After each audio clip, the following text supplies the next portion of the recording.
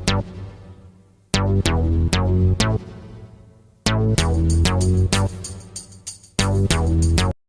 आपको लेके आया हूँ नया टॉपिक, और आज का हमारा जो टॉपिक है वो हम स्टार्ट करेंगे इलेक्ट्रोस्टैटिक से। इलेक्ट्रोस्टैटिक 12th का फर्स्ट टॉपिक है और ये यूनिट नंबर फर्स्ट है। यूनिट नंबर फर्स्ट में बहुत सारे टॉपिक्स हैं इलेक्ट्रोस्टैटिक में, लेकिन आज हम जो पढ़ने वाले हैं उसके बारे में है चार्ज, वो है इंट्रोडक्शन ऑफ चार्ज। तो यूनिट नंबर फर्स्ट और इस यूनिट का नाम है इलेक्ट्रोस्टैटिक्स। इलेक्ट्रोस्टैटिक में आज जो हम पढ़ने वाले हैं वो है हमारा टॉपिक, उस टॉपिक का नाम है इंट्रोडक्शन ऑफ चार्ज। देखिए, हम लोगों ने जैसे पढ़ा हुआ है, हमें पता है फिजिक्स में बहुत सारी चीजें हैं। फिजिक्स में दो चीजों का मेन बहुत सारा काम है, और वो पहली चीज है उसका नाम है रेडिएशन, और दूसरा जो नाम है उसका नाम है पार्टिकल।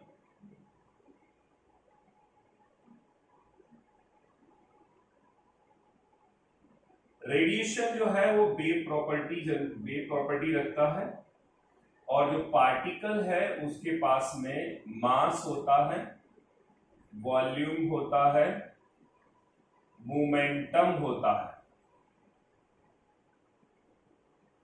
और इन दोनों के पास में दो चीजें भी होती हैं, वो है एनर्जी। जैसा कि 11th क्लास में हमें पढ़ाया गया है कि 11th के टॉपिक के अकॉर्डिंगली हमारे जो फिजिक्स है वो discussion about the two number of things है, या डिस्कशन अबाउट द नेचर है। Nature is categorized in two category. The first one is matter and the second one is energy. Matter और energy, matter something which have mass, occupy the space and it can be felt by the sense organs, but the energy is something which neither has mass nor occupy the space, but it can be felt by the sense organs। जब energy इसके पास में हो गई, particle के पास में जब मास होता है, वॉल्यूम होता है, मोमेंटम होता है, एनर्जी होती है, तो obviously we can say that इसको फाइनली बोल सकते हैं कि दिस इज अ मैटर। तो पार्टिकल जो है वो मैटर है, और हमारे जितने भी पार्टिकल हैं वो दूसरे पार्टिकल को अपनी तरफ एक फोर्स की वजह से अट्रैक्ट करते हैं। फोर्स कौन सा होता है? एक पार्टिकल दूसरे पार्टिकल को अट्रैक्ट कर रहा है। जैसे कि हमारे पास में सन है, सन का एक एग्जांपल ले लेते हैं कि सन जो है, सन के चारों तरफ एक ऑर्बिट है, इस ऑर्बिट में बहुत सारे प्लैनेट हैं। एक एग्जांपल के तौर पे ले लिए अर्थ। अर्थ एक प्लैनेट है, अर्थ रिवॉल्व कर रहा है। तो क्यों कर रहा है? क्योंकि इसके पास भी मास है और इसके पास भी मास है, और इन दोनों मास की वजह से एक फोर्स लगता है, और वो फोर्स किसकी वजह से आया? मास की वजह से। इसका मतलब है हर पार्टिकल में एक प्रॉपर्टी होती है मास, और उस मास की प्रॉपर्टी की वजह से फोर्स लगता है, और उस फोर्स को हमने नाम दिया है क्या? Gravitational force. Gravitational force. So gravitational force किसकी वजह से जनरेट हुआ? तो gravitational force is the force act due to the mass which is attract the particle. One particle attract the other particle with the help of a force, and ये force क्यों लगा? तो answer है इसकी वजह से, मास की वजह से लगा।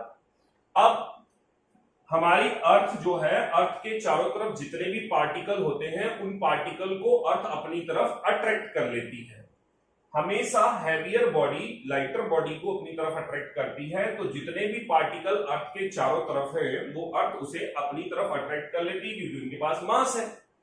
ये हमारा ग्रेविटेशन का फिनोमेना आया। इसको न्यूटन्स ने फॉर्मूले की फॉर्म में बताया। दिस इज Gm1m2 अपॉन में r²। This is the formula. अब आती है कि ग्रेविटेशन फोर्स से तो पता ये चला कि जितनी भी मास वाली बॉडी है वो दूसरे मास वाली बॉडी को अट्रैक्ट करती है।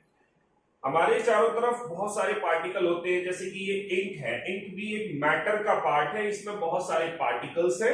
एक पार्टिकल दूसरे पार्टिकल को अट्रैक्ट कर रहा है with the help of gravitation force. अब ये ग्रेविटेशन फोर्स लगाता है तो इसे अट्रैक्ट कर लेता है, लेकिन जब मैं इस इंक से यहां पर ऐसे कुछ लिखता हूं, जैसे मैंने ये पॉइंट बना दिया, तो मैंने देखा कि ये इंक के जो पार्टिकल है वो बोर्ड पर ही रुक गए।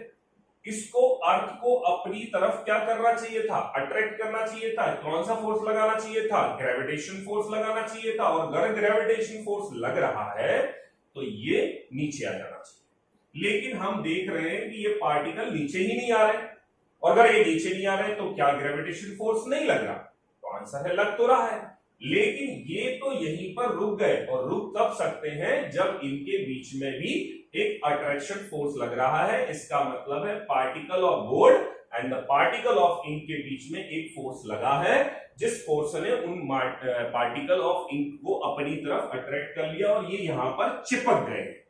इसका मतलब है कोई ऐसा फोर्स है जो इसे चिपका रहा है, और वो किससे भी ज्यादा बड़ा है, तो आंसर है ग्रेविटेशन फोर्स से, क्योंकि ग्रेविटेशन फोर्स मतलब अर्थ का ग्रेविटेशन फोर्स इसे खींच नहीं पा रहा है। तो ये कहां से आया, तो आंसर हुआ कि हमारे पास में एक बॉडी है, ये बॉडी को अगर हम दूसरी बॉडी की तरफ लेके जाएं तो ये बॉडी इसके पास में इसको अट्रैक्ट कर सकती है और नहीं भी कर सकती है। तो कैसे अट्रैक्ट कर रही होगी, हमने जब यहां पर कुछ लिखा, जैसे मान लीजिए मैंने ऐसा मार्कर रखा, हमारी इंक नहीं चिपकी, लेकिन जब हमने इस मार्कर को रगड़ा, इट मींस हमने क्या की, रबिंग की। क्या की, रबिंग। और जब हमने रबिंग की तो ये चिपक गया। इसका मतलब है कभी ये चिपकता है और कभी नहीं चिपकता है, और चिपकता जब है इसका मतलब है फोर्स लगता है, और जब नहीं चिपकता है तो फोर्स नहीं लगता। इसका मतलब ये बॉडी है, इसके पास में ये पार्टिकल है, इसके पास मास भी है, लेकिन एक और प्रॉपर्टी जनरेट हो जाती है जिसकी वजह से ये किसी पार्टिकल को अट्रैक्ट कर लेता है या अट्रैक्ट नहीं करता। और जब ये अट्रैक्ट कर लेता है तो यहां पर ये चिपक जाता है, और जब ये अट्रैक्ट नहीं करता तो ये चिपकता नहीं है। इसका मतलब है रबिंग से कोई एक नई प्रॉपर्टी जनरेट हुई, और रबिंग से जो नई प्रॉपर्टी जनरेट हुई है उस प्रॉपर्टी का नाम है चार्ज। तो जब हम एक बॉडी को रगड़ते हैं किसी दूसरी बॉडी से तो उस पर एक प्रॉपर्टी जनरेट हो जाती है, क्या, चार्ज। मास तो पहले से ही है जिसकी वजह से क्या लग रहा है, ग्रेविटेशन फोर्स, लेकिन जब हमने रब किया तो क्या जनरेट हो गया, चार्ज। और इस चार्ज की वजह से एक नया फोर्स लगाया, और वो नए फोर्स का नाम होता है इलेक्ट्रोस्टैटिक फोर्स। इसका मतलब है जब कोई बॉडी पर चार्ज जनरेट हो जाता है तो बॉडी दूसरी बॉडी को अट्रैक्ट कर सकती है। इसके लिए एक एग्जांपल लेते हैं। हमारे पास में एक स्केल है, छोटे छोटे पेपर पीसेस लीजिए, स्केल को उसके पास पे जब ले जाते हैं तो हम देखते हैं कि उसमें कोई अट्रैक्शन फोर्स नहीं लगता, मतलब वो उस पर चिपकते नहीं है। लेकिन जब हम उनको अपने बालों से रब करते हैं और रब करके उसके पास ले जाते हैं तो हम देखते हैं कि वो पेपर पीसेस उस पर चिपक गए। इसका मतलब है रबिंग हुई तो क्या जनरेट हो गया, उस पर चार्ज, और चार्ज ने उन पार्टिकल को अपनी तरफ क्या कर लिया, अट्रैक्ट कर लिया।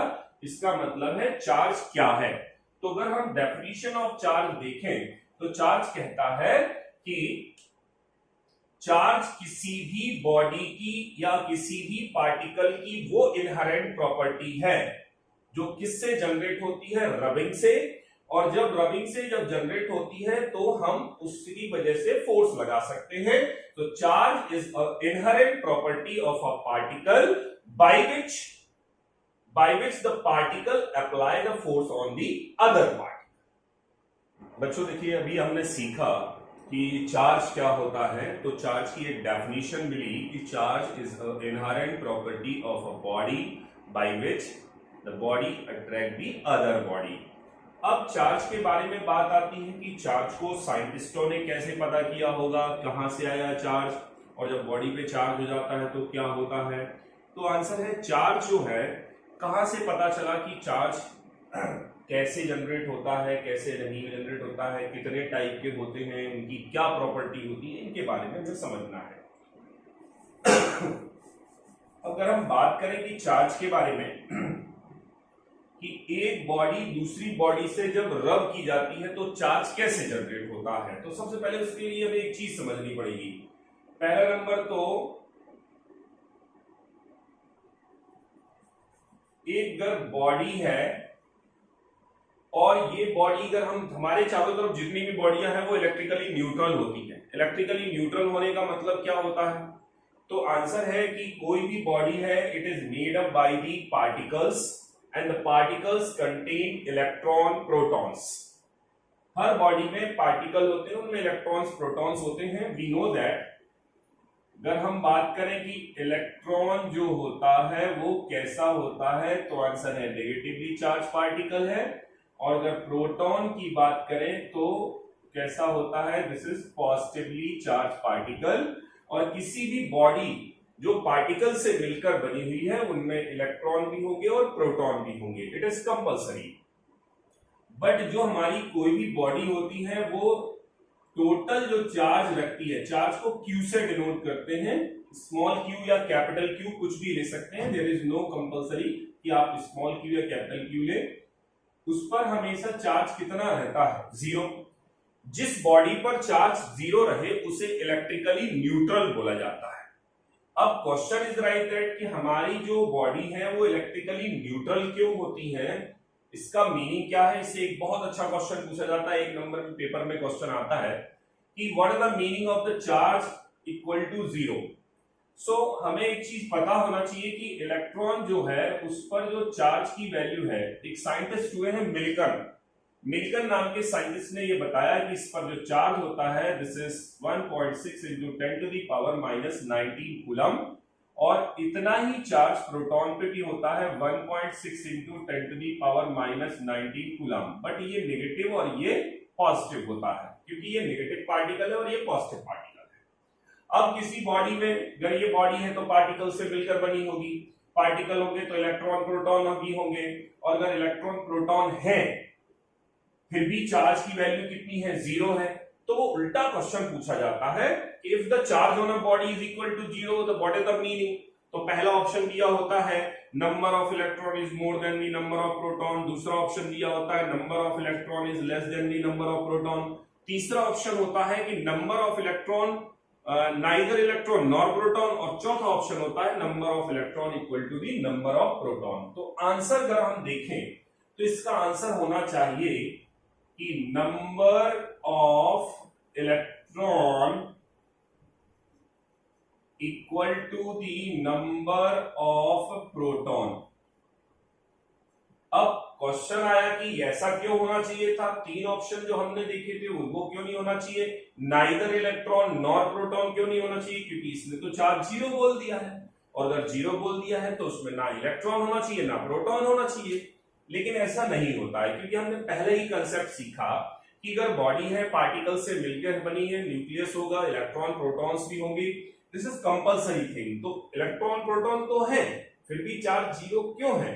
क्योंकि जितने इलेक्ट्रॉन हैं उतने ही प्रोटॉन हैं, और इलेक्ट्रॉन और प्रोटॉन पे चार्ज की वैल्यू इक्वल होने की वजह से नेट चार्ज कितना हो गया? जीरो।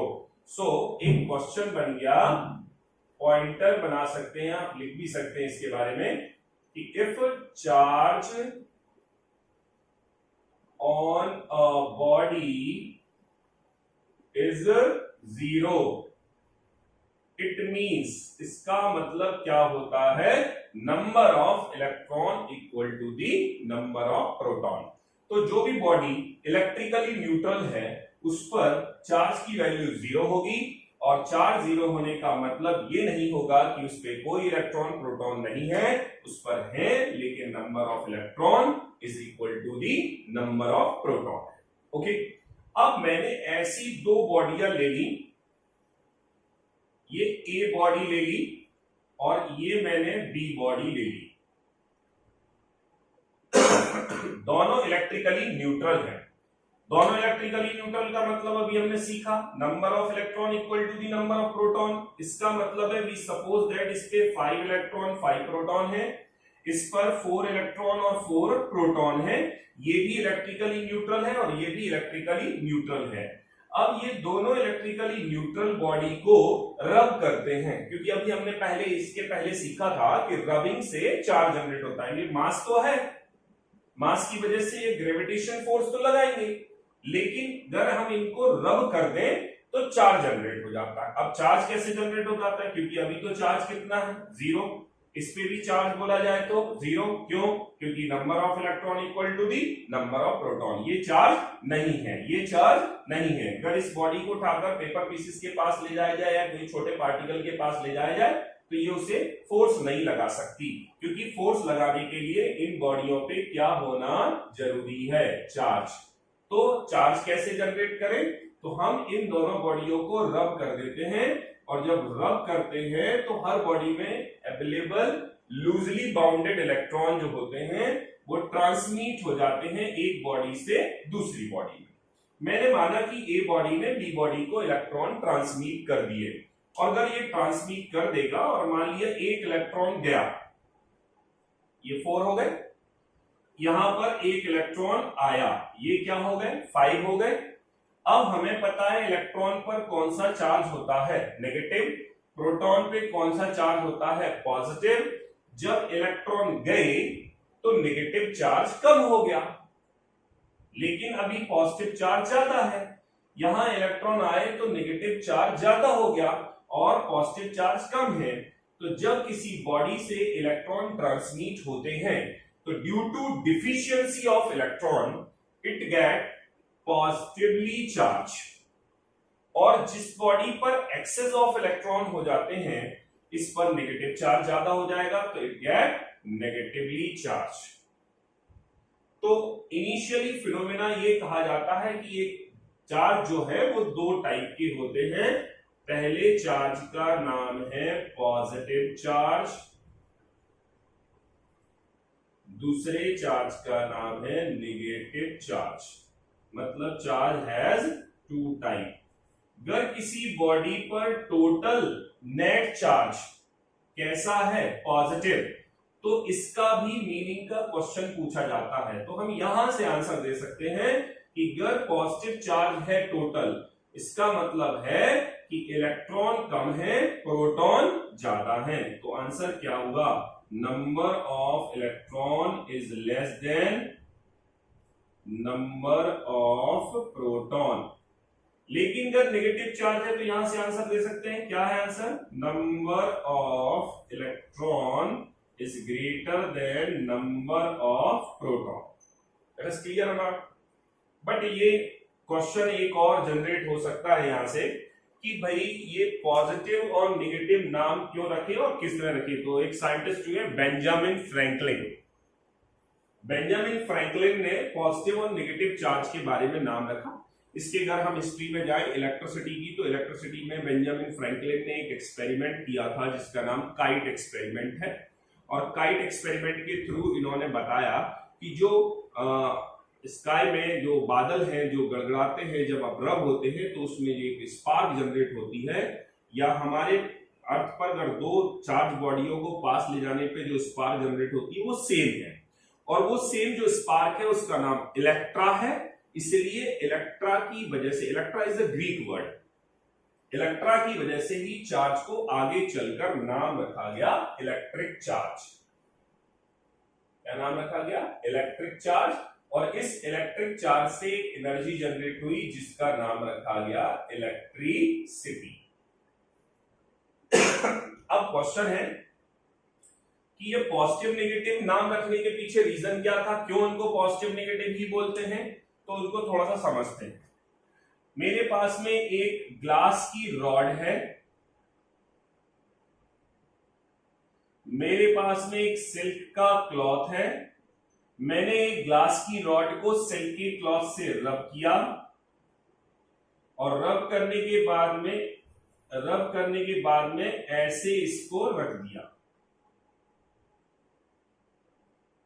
फ्रीली सस्पेंडेड कर दिया। This is the glass rod. अब एक और ग्लास रॉड ली, ये G1 है, एक और ग्लास रॉड ली, उसको भी इससे रब किया और यहां पर रख दिया इसके पास में, ये G2 है। जब मैंने G1 के पास में G2 को रखा तो हम देखते हैं कि ये वाली ग्लास रॉड और ये वाली ग्लास रॉड इस तरीके से मूव करती है, मतलब एक दूसरे से दूर जाने लगती है। अब हमने एक और एक्सपेरिमेंट किया, एक प्लास्टिक की रॉड ले ली, प्लास्टिक और प्लास्टिक की रॉड लेकर फिर से क्लॉथ से रब किया, यहां पर हमने इसको फ्रीली सस्पेंडेड कर दिया ऐसे। दूसरी भी एक रॉड ले ली प्लास्टिक की, उसको भी फ्रीली सस्पेंडेड कर दिया, मतलब ये प्लास्टिक रॉड 1, ये प्लास्टिक रॉड 2 है। जब हम इनको ऐसे रखते हैं तो हम देखते हैं कि ये वाली प्लास्टिक रॉड और ये वाली प्लास्टिक रॉड का मोशन कुछ इस तरीके से होता है। इसका मतलब है ये वाली ग्लास रॉड इस वाली ग्लास रॉड से दूर जा रही है, ये वाली प्लास्टिक रॉड इस वाली प्लास्टिक रॉड से दूर जा रही है, और दूर जाने का मतलब है इनके बीच में एक फोर्स लग रहा है, this is called the repulsion. लेकिन अगर मैं एक ग्लास रॉड ले लूं जिसको रब किया हुआ है,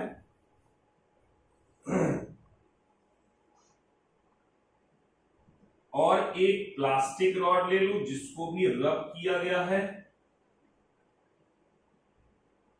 तो ग्लास रॉड ले ली, ये प्लास्टिक रॉड ले ली, और जब हम इन्हें सस्पेंडेड करते हैं तो हम इनको देखते हैं कि ये वाली रॉड कुछ ऐसी पोजीशन पे आ जाती है और ये वाली रॉड भी कुछ ऐसी पोजीशन पे आ जाती है। और जब ये आ जाती है इसका मतलब है इनका मोशन ऐसा हो रहा है, एक दूसरे की तरफ हो रहा है, और एक दूसरे की तरफ हो रहा है मतलब ये क्या हो रहा है, अट्रैक्शन।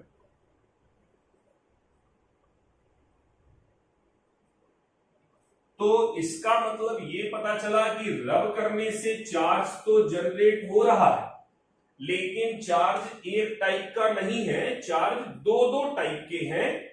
और वो दो टाइप के चार्ज क्या है, तो हमने देखा ग्लास पे अलग चार्ज जनरेट हो रहा है, प्लास्टिक पे अलग चार्ज जनरेट हो रहा है। लेकिन जब हम ग्लास रॉड को पास ला रहे हैं तो ये तो रिपल कर रही है, ये भी रिपल कर रही है, लेकिन जब डिफरेंट को ला रहे हैं तो वो अट्रैक्ट कर रही है। इसका मतलब है चार्ज जो है वो दो टाइप का है, एक टाइप का नहीं है। अब एक कोई बॉडी अगर चार्ज है, एक बॉडी चार्ज है, एक दूसरी बॉडी भी क्या है, चार्ज है। दो बॉडीयां जब चार्ज बॉडी एक दूसरे के पास आएंगी तो ये क्या हो जाएंगी, डिस्चार्ज, क्योंकि ये क्या जनरेट करेंगी, स्पार्क। पहले चार्ज थी, पास में लाए तो स्पार्क जनरेट किया, मतलब क्या हो गई, डिस्चार्ज। डिस्चार्ज का मतलब है चार्ज कितना हो गया है, 0। चार्ज कितना हो गया, 0। तो दो बॉडीयों पे अगर सेम चार्ज हो और अगर पास लाने पर वो डिस्चार्ज हो जाती है, कोई चार्ज नहीं बचता है, इसका मतलब है दोनों पे चार्ज सेम नहीं था, दोनों पे अलग अलग था।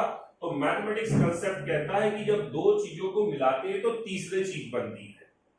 लेकिन अगर मेरे पास एक ए बॉडी है, एक बी बॉडी है, और अगर इसकी वैल्यू टोटल मिलकर कितनी आ रही है, 0, इसका मतलब है ए की न्यूमेरिक वैल्यू और बी की न्यूमेरिक वैल्यू तो सेम है, बट इन दोनों के साइन डिफरेंट है, एक पॉजिटिव है और एक नेगेटिव है।